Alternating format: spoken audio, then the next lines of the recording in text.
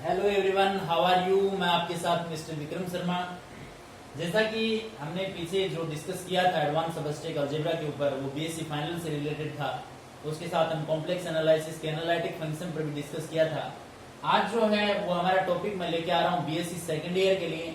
और BSc second year में जो सेकेंड पेपर है आपका डिफरेंशियल इक्वेशन, उसके ऊपर हम डिस्कशन करेंगे। चूंकि बीएससी फर्स्ट ईयर में हमने डिफरेंशिएशन पढ़ा था, जो एक कैलकुलस के रूप में हमारे पास बुक थी जिसमें इंटीग्रेशन भी था, कैलकुलस भी था। 3 यूनिट कैलकुलस की थी, 2 यूनिट आपके पास इंटीग्रेशन की थी।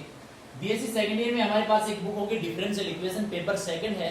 और एक बात और स्पष्ट कर देना चाहता हूँ कि काफी बच्चों की फोन कॉल्स आते हैं कि सर एग्जाम होंगे या नहीं होंगे। तो शेखावाटी यूनिवर्सिटी के जितने भी शेष बाकी रहे हुए एग्जाम हैं वो जुलाई माह में होने हैं, डेफिनेट होंगे। इसलिए आप अपनी जो प्रिपरेशन है उसको कंटिन्यू रखें और किसी भ्रम में पड़ने की आवश्यकता नहीं है। डिफरेंशियल इक्वेशन जिसमें आपके पास 5 यूनिट हैं, जिसमें 3 यूनिट आपकी ऑर्डिनरी डिफरेंशियल इक्वेशन की होंगी, 2 यूनिट आपके पास पार्शियल डिफरेंशियल इक्वेशन की होंगी। आज हम डिफरेंशियल इक्वेशन की बेसिक बातें जो हैं, सीधी सीधी बातें, उनके ऊपर डिस्कस करेंगे। ज्यादा थ्योरी में घुसने की कोशिश नहीं करेंगे। और चूंकि डिफरेंशियल इक्वेशन ये 12th क्लास से रिलेटेड है और 12th क्लास में भी डिफरेंशियल इक्वेशन जो यूनिट 13 है उसमें पढ़ा जाता है। तो सबसे पहले हमें डिफरेंशियल इक्वेशन पढ़ने से पहले पता होना चाहिए कि इक्वेशन क्या होती है। और हम छोटी क्लास में पढ़ के आए हैं कि equation, what is the equation. Equation is a mathematical statement. एक मैथमेटिकल स्टेटमेंट होता है आपके पास, mathematical statement where two expressions are equal. Two expression are equal, जहां आपके पास दो एक्सप्रेशन इक्वल हो जाते हैं तो हम उसको क्या कह देते हैं, इक्वेशन कह देते हैं। This for example 2x + 3y = 5। कुछ समथिंग इधर हो, कुछ समथिंग इधर हो, इसके बीच में अगर आपके पास इक्वल टू, लेस देन या ग्रेटर देन का सिंबल होता है तो हम उसको क्या कहते हैं, इक्वेशन कहते हैं ना। तो ये होती है आपके पास इक्वेशन। हमें पढ़ना डिफरेंशियल इक्वेशन क्या होती है। डिफरेंशियल इक्वेशन तो नाम से पता चल रहा है डिफरेंशियल इक्वेशन कैसी इक्वेशन होगी, एक ऐसी इक्वेशन जिसमें डेरिवेटिव इन्वॉल्व होता है। dy/dx ऑपरेटर जो होता है dy/dx वो इन्वॉल्व होता है। ऐसी इक्वेशन क्या कहलाती है, आपकी डिफरेंशियल इक्वेशन कहलाती है। This equation is the involved by dy/dx, this equation is said to be differential equation. आपके पास dy/dx जो डेरिवेटिव है, डेरिवेटिव वो क्या होना चाहिए, इन्वॉल्व होना चाहिए। दिस फॉर एग्जांपल अगर मैं कह दूं कि dy/dx = 0 तो ये आपके पास क्या बन जाती है, डिफरेंशियल इक्वेशन बन जाती है, क्योंकि इसमें ऑपरेटर dy/dx जो है वो इन्वॉल्व है। अगर मैं इस प्रकार से कहना चाहूं d2y/dx² = 0 तो ये भी आपके पास क्या है, डिफरेंशियल इक्वेशन है। हाँ, ये सेकंड ऑर्डर डिफरेंशियल इक्वेशन है, सेकंड ऑर्डर है, यहाँ पर दिख रहा है आपने को d² है ना। तो लेकिन डेरिवेटिव क्या है, इसमें इन्वॉल्व है। तो इस प्रकार की इक्वेशन भी क्या होती है, डिफरेंशियल इक्वेशन होती है। d3y/dx = 0। ये आपके पास सारी क्या बन रही है, डिफरेंशियल इक्वेशंस बन रही है। चूंकि जैसे अपना इक्वेशंस की बात करते हैं तो इक्वेशन में अपने पास 2x + में 3 = 0 ये इक्वेशन होती है आपके पास, छोटी क्लासों में पढ़ा हमने 2x + 3 = 0।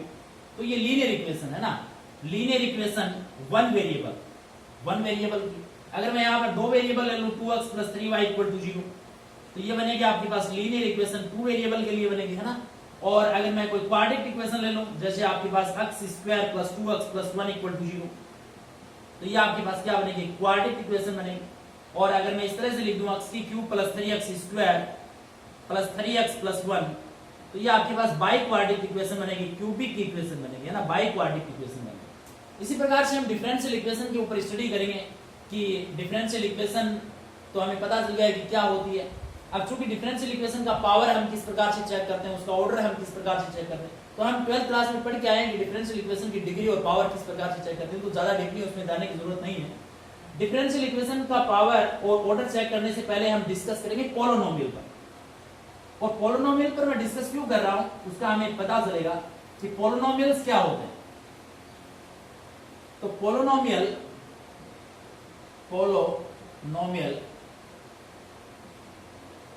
बनते हैं अपने वेरिएबल से, है ना। तो ज्यादा थोड़ी नहीं लिखूंगा मैं, यहाँ पर डायरेक्ट लिख रहा हूं।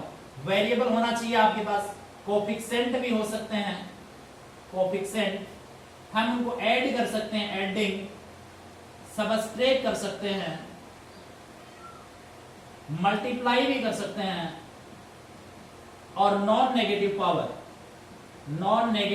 Power that is some power, ये सब चीजें हमारे पोलिनोमियल के लिए होनी चाहिए। जैसे अगर मैं यहाँ पर वेरिएबल लेता हूँ x और y, और अगर मैं इनके कोफिशिएंट ले लूँ 2x और 3y और इनको ऐड कर दूं 2x + 3y = 0, तो ये आपके पास क्या बन गया? एक पोलिनोमियल बन गया भैया, पोलिनोमियल बना ना।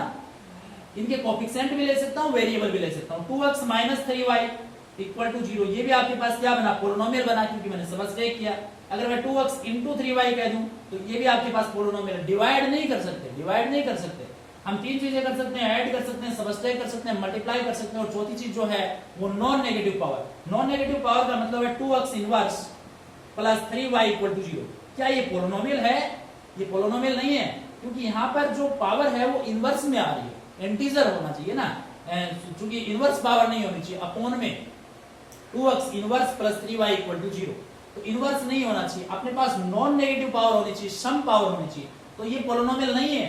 अगर मैं इस प्रकार से लिख दूं 2x + 3y / x = 0, तो ये क्या आपके पास पोलिनोमियल है? पोलिनोमियल नहीं है, क्योंकि पोलिनोमियल में हम डिवाइड नहीं कर सकते भैया। चार चीजें कर सकते हो आप, ऐड कर सकते हो, सबस्ट्रैक्ट कर सकते हो, मल्टीप्लाई कर सकते हो, सम पावर आपके पास होनी चाहिए। तो ये अगर ये चारों प्रॉपर्टीज इसमें लग रही हैं वो आपके पास पोलिनोमियल है, बाकी पोलिनोमियल नहीं है।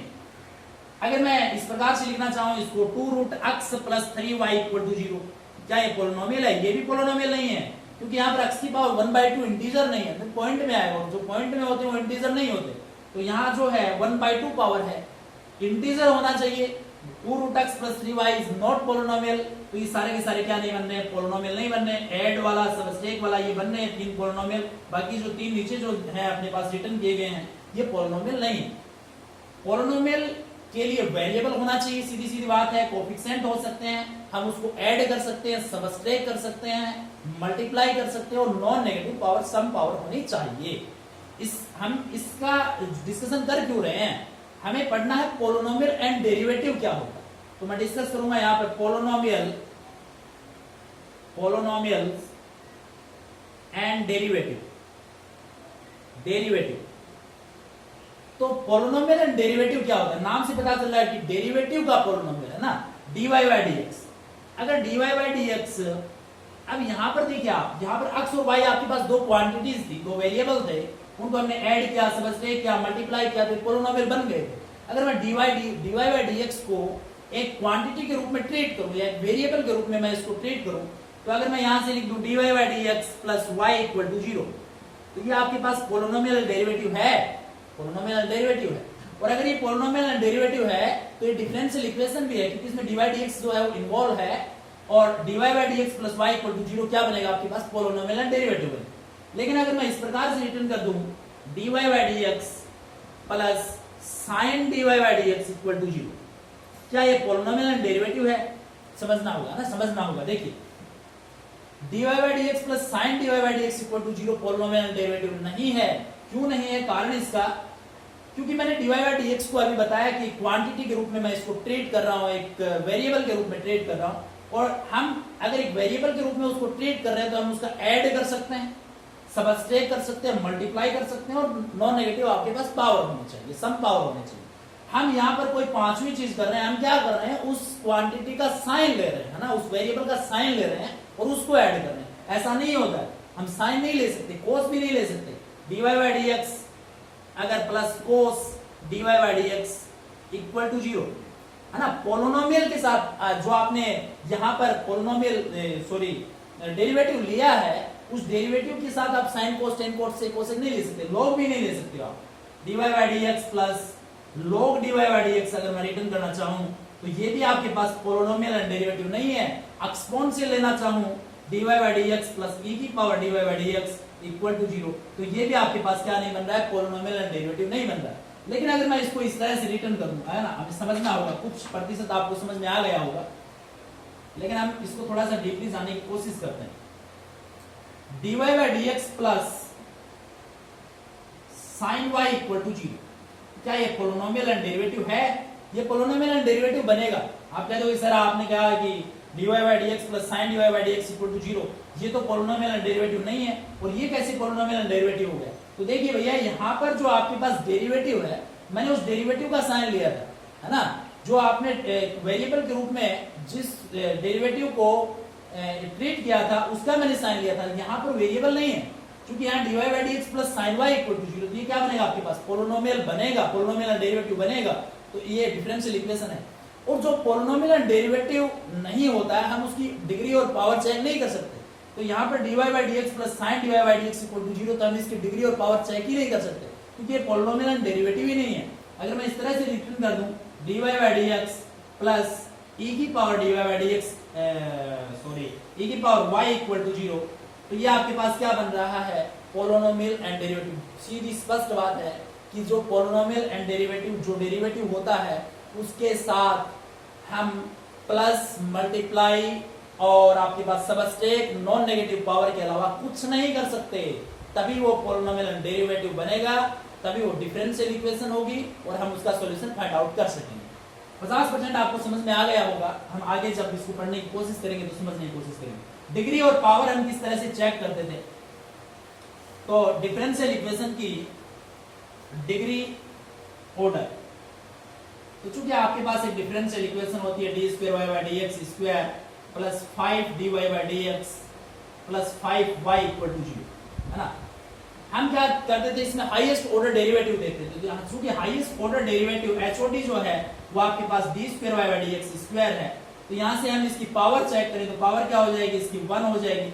हाईएस्ट ऑर्डर डेरिवेटिव की पावर देखें, है ना, और इसका जो डिग्री है, ऑर्डर है, वो क्या हो जाएगा आपके पास 2। ऑर्डर क्या होगा आपके पास 2, पावर क्या होगी 1। ये हमने 12th क्लास में स्टडी किया था। 12th क्लास में जो डिफरेंशियल इक्वेशन जो हमारे पास थी उनको हम सेपरेट और वेरिएबल मेथड, उसके साथ होमोजीनियस इक्वेशन होती थी आपके पास F Y upon X, F X upon Y की फॉर्म में जो इक्वेशंस होती थी हम उनका सॉल्यूशन करते थे। X equal to x plus h, y equal to y plus k put करके।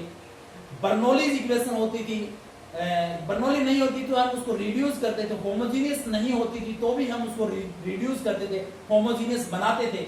लीनियर इक्वेशन होती थी आपके पास, जहां से हम e की पावर इंटीग्रेशन पीडीएक्स आईएफ का जो फॉर्मूला होता था, इंटीग्रेटिंग फैक्टर, ये सब चीजें करते थे। यहाँ जो बीएससी सेकंड ईयर में जो पढ़ने वाली जो आपके पास डिफरेंशियल इक्वेशंस है वो भी कुछ इस तरह की ही है ना। हमें डिफरेंशियल इक्वेशन का जनरल सॉल्यूशन फाइंड आउट करना है, कहीं पार्टिकुलर सॉल्यूशन फाइंड आउट करना है, क्योंकि डिफरेंशियल इक्वेशन के 3 तरह के सॉल्यूशन आपको देखने को मिलेंगे। एक होगा उसका जनरल सॉल्यूशन, एक होगा पार्टिकुलर सॉल्यूशन, एक होगा आपके पास सिंगुलर फॉर्म। हम यहाँ पर 2 चीजों पर डिस्कशन करेंगे क्योंकि हमारे सिलेबस में नहीं है, तो जनरल सॉल्यूशन और पार्टिकुलर सॉल्यूशन है, इसके ऊपर डिस्कस करेंगे कि एक डिफरेंशियल इक्वेशन का जनरल सॉल्यूशन किस प्रकार। वहां 12th क्लास में भी हम जनरल सॉल्यूशन फाइंड करते थे। एक डिफरेंशियल इक्वेशन से हम जनरल सॉल्यूशन बनाते थे उसका,